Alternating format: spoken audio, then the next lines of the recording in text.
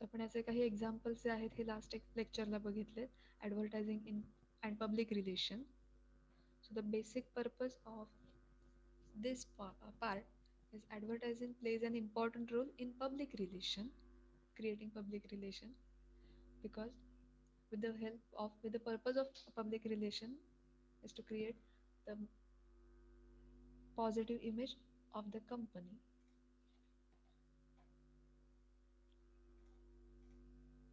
Next part is advertising and direct marketing. Direct marketing involve communicating directly with the customers. Direct मार्केटिंगमध्ये काय होतं तर जे communication आहे हे डिरेक्टली त्या कस्टमरपर्यंत केलं जातं. Through advertising information about the product, features, price, promotional offers, payment terms, delivery details can be made known to target audience.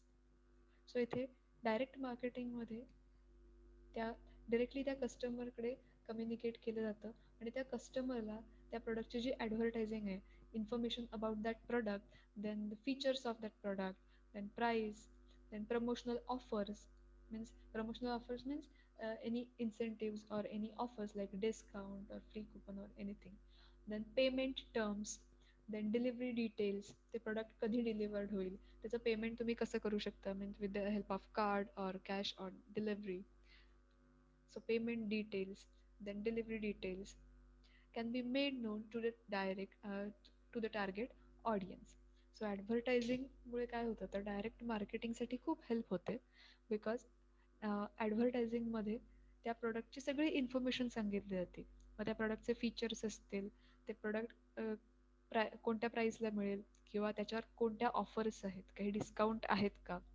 Then ते प्रोडक्ट परचेस करताना किंवा परचेस करून झाल्यावरती आपण पेमेंट कशा थ्रू करायचं आहे, पेमेंटचे टर्म्स काय आहेत, किंवा ते प्रोडक्ट डिलिव्हर्ड कधी होणार आहे किंवा कशा प्रकारे त्याची डिलिव्हरी होणार आहे, ते प्रॉडक्ट आपल्याकडे कसं येईल.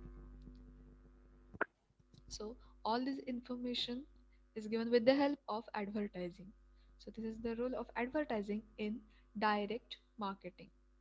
So it involves communicating directly to the customers.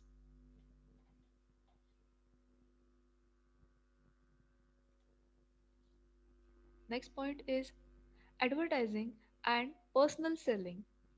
Personal selling refers to the presentation of goods and services before customers and convincing them to buy that product. See in personal selling or See in personal selling, there is a face to face communication. Personal सेलिंगमध्ये face to face interaction होतं त्या बायरचं आणि त्या सेलरचं. So तिथे मग ते market place असेल किंवा डिरेक्टली काउंटर सेलिंग असेल, तिथे तो बायर आणि सेलर ते समोरासमोर असतात, त्याचं फेस टू फेस इंटरॅक्शन होतं. It makes the job of salesman easy, and this is because the customers are already familiar with the advertised brand. ॲडव्हर्टायझिंगमुळे काय होतं तर आपण ऑलरेडी ती ॲडव्हर्टाईज टेलिव्हिजनवर, एखाद्या रेडिओ चॅनलवर किंवा न्यूजपेपरमध्ये, मॅगझिनमध्ये, इंटरनेटवर आपण ऑलरेडी ती ॲडव्हर्टाईज बघितलेली असते. So we are very much familiar about that brand और दॅट प्रॉडक्ट.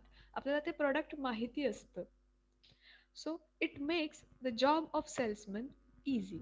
मग याच्यामुळे ॲडव्हर्टायझिंगमुळे काय होतं तर तो सेल्समनचा जो काही जॉब आहे हा इझी होऊन जातो. म्हणजे आपल्याला ऑलरेडी ते प्रोडक्ट माहिती असतं. जस्ट आपण त्याची त्या प्रोडक्टबद्दलची इन्क्वायरी करतो. आपल्याला जर ते प्रोडक्ट आवडलं तर ते आपण परचेस करतो. That's it. सो पर्सनल सेलिंगमध्ये ॲडव्हर्टायझिंगचा खूप मोठा पार्ट आहे. बिकॉज पर्सनल सेलिंगमध्ये दोन प्रकारचे सेलिंग असतात. लाईक काउंटर सेलिंग म्हणजे जाऊन आपण एखाद्या शॉपमध्ये जातो, त्या शॉपमध्ये आपल्याला जी गोष्ट आवडेल, काही जे आपल्याला परचेस करायचं असेल ते आपण परचेस करतो. तिथे जो कोणी अटेंडंट असेल तर तो त्या प्रोडक्टची माहिती सांगतो, इन्फॉर्मेशन प्रोव्हाइड करतो. Next, door to door selling means त्या कस्टमरच्या घरी जाऊन घरोघरी जाऊन ते सेल्समन जे आहेत ते त्यांचं प्रोडक्ट सेल करण्याचा प्रयत्न करतात. सो ॲडव्हर्टायझिंगमुळे हे दोन्ही जॉब्स इझी होऊन जातात. Because we are already familiar about that product और ब्रँड. ॲडव्हर्टायझिंगमुळे आपण ते प्रोडक्ट ऑलरेडी टी व्हीवर बघितलेलं असतं, टेलिव्हिजन ॲडव्हर्टायझिंगमध्ये किंवा इंटरनेट ॲडव्हर्टायझिंग. आपण मोबाईल फोन्सवरती सुद्धा आपल्या काही ॲडव्हर्टायजेस येत असतात. सो आपल्याला वेगवेगळे प्रोडक्ट्स बघत असतो आपण, दिसत असतात नवीन नवीन जे असतात ते. देन किंवा न्यूजपेपरमध्ये किंवा मॅगझिनमध्ये ते प्रॉडक्ट आपण ऑलरेडी बघितलेलं असतं. So it makes the job of salesman easy. So that is the role of advertising in personal selling.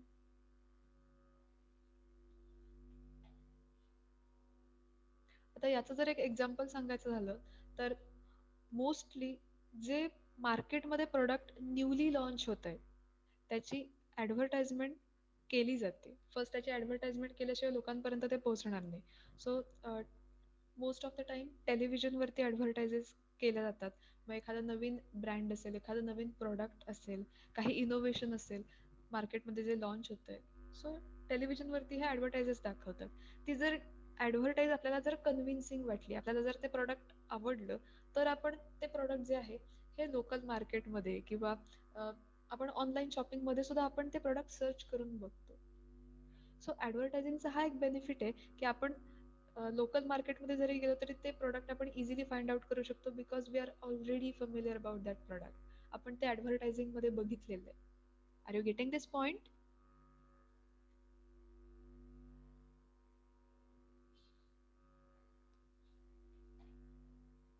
Hello. Yes, ma'am. Okay, हा पॉइंट कळलाय सगळ्यांना?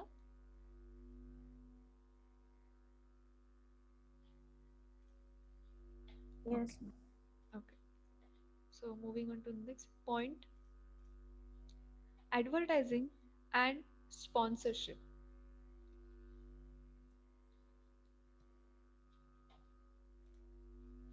An organization may sponsor sports, cultural events, then social and charitable events as a brand building exercise. ज्या मोठ्या मोठ्या companies असतात किंवा ज्या organisations आहेत त्या काय करतात, तर जर काही कल्चरल इव्हेंट्स असतील, काही सोशल इव्हेंट असतील, चॅरिटेबल इव्हेंट्स असतील, तर त्याला स्पॉन्सरशिप किंवा ते स्पॉन्सर स्वतः करतात. एखादा स्पोर्ट असेल तर त्या स्पोर्ट्सला सुद्धा स्पॉन्सर केलं जातं. आता याचा बेनिफिट त्या ऑर्गनायझेशनला काय आहे, तर त्या स्पोर्ट्स, आता जर स्पोर्ट्स आपण एक पॉईंट बघितला, तर त्या स्पोर्ट्सला जर एखाद्या ब्रँडने, एखाद्या ऑर्गनायझेशनने स्पॉन्सर केलं असेल, तर तिथे जे प्लेयर्स आहेत तर त्यांना तशी जर्सी दिली जाते किंवा त्या जर्सीवरती त्या जे स्पॉन्सर्स आहेत तर ते तिथे शोकेस केले जातात जस्ट लाईक दिस. किंवा एखादा जर सोशल इव्हेंट असेल तर तिथे बरेचसे जे स्पॉन्सर्स आहेत तर त्यांचे इन्फॉर्मेशन सांगितली जाते, तिथे अनाऊन्स केलं जातं. समटाईम्स तिथे फ्लेक्स लागले जातात किंवा समटाईम्स तिथे अ, तसे पोस्टर्स लावले जातात. सो यामुळे काय होतं, तर ब्रँड बिल्डिंगसाठी हे सगळं इम्पॉर्टंट आहे. The company name or the brand name gets highlighted in such event with which helps in create in brand awareness. मग याचाच हेल्प काय होते, तर create brand awareness. Brand awareness create करण्यासाठी हे केलं जातं. बिकॉज त्या इव्हेंटमध्ये, त्या शोमध्ये किंवा त्या स्पोर्ट्समध्ये जे स्पॉन्सर्स आहेत त्यांचे अनाउन्समेंट जास्त केली जाते किंवा त्यांचे जे नावं आहेत ही जास्त हायलाईट केली जातात. And this indirectly helps to increase the probability of sales. मग इनडायरेक्टली ह्याचा रिझल्ट काय येतो, तर याच्यामुळे आपला जो सेल आहे हा प्रोबॅबली इन्क्रीज होऊ शकतो.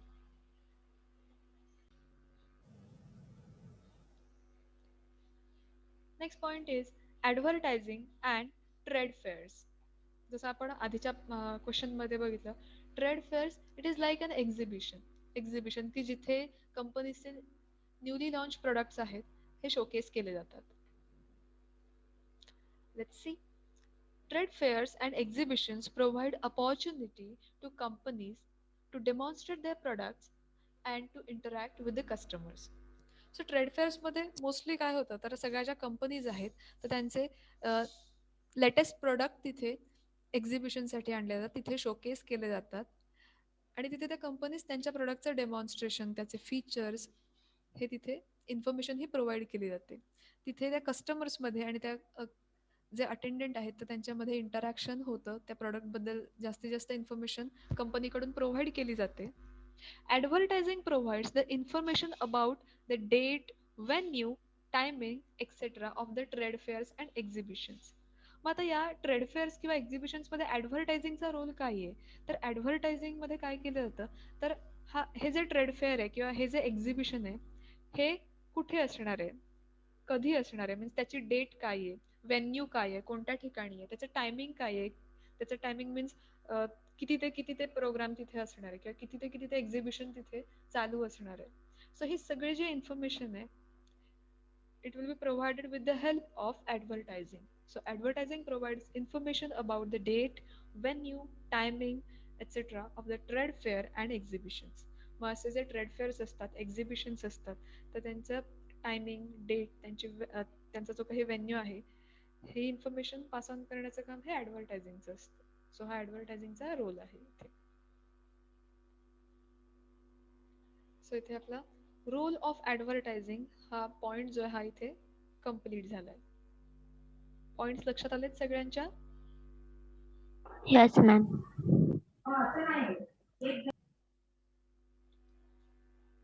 So that is enough for today. जो नेक्स्ट क्वेश्चन आहे, न्यू पॉइंट, हा आपण नेक्स्ट लेक्चरला बघूया.